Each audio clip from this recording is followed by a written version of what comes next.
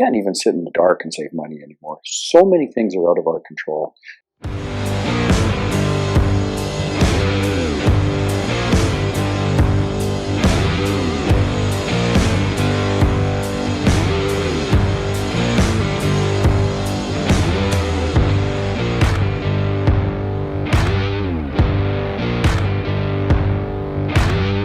So let's talk about that then for a second, because right now, Kenny's taken a pretty hard line on COVID.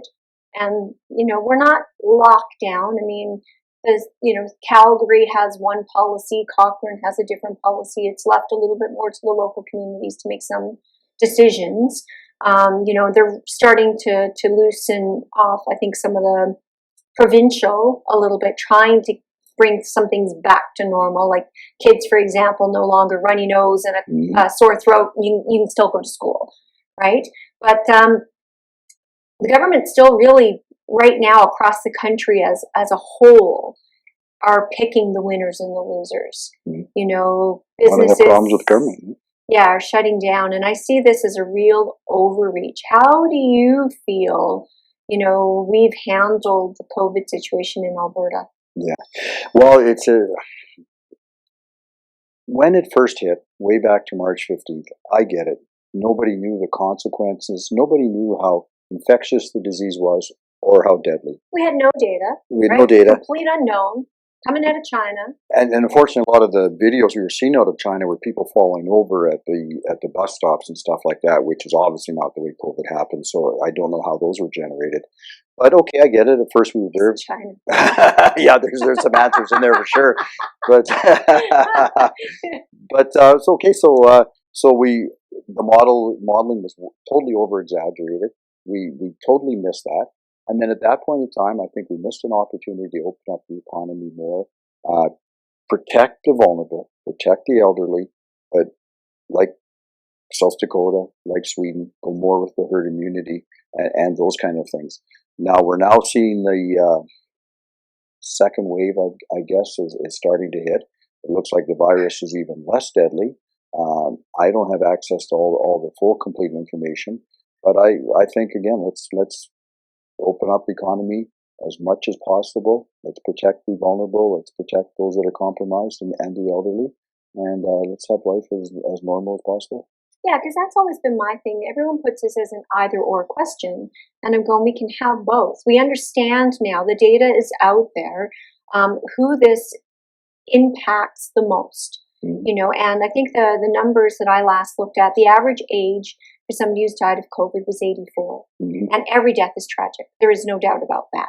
However, the average age of Canadians in general is 83.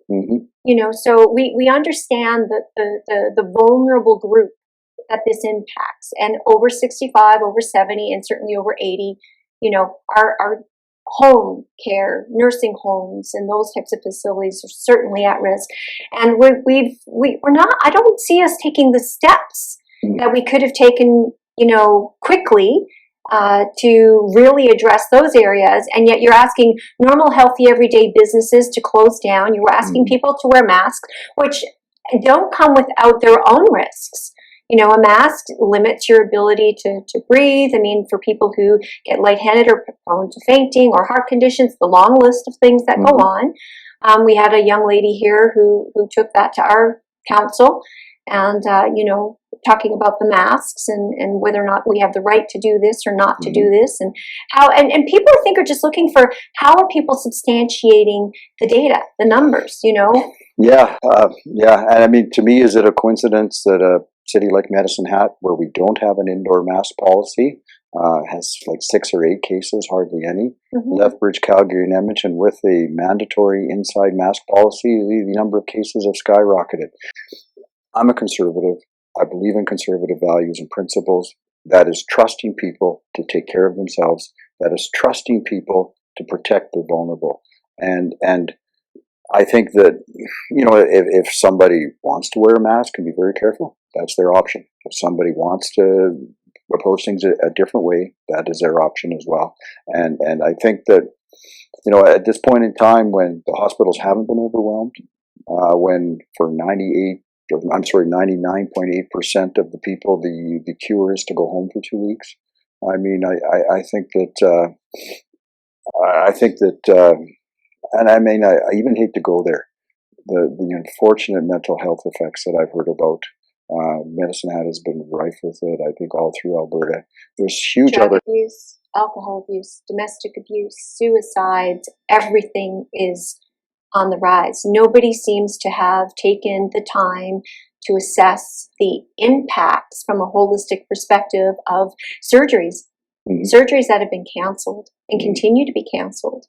And if you look at the fact that our economy was in trouble here in Alberta anyway, Or because of Ottawa, because of our lack of pipelines, because of our lack of resource movement, for all people, but maybe young people especially, the lack of hope, the lack of opportunity to get ahead. One of my thoughts, and one of the things I wrote the other day,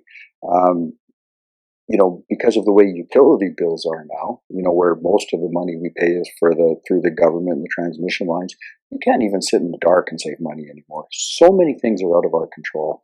And that's what we have to get back to. Trusting families, trusting people with conservative values to be self-reliant, and to take care of each other. And I absolutely know Albertans will do that.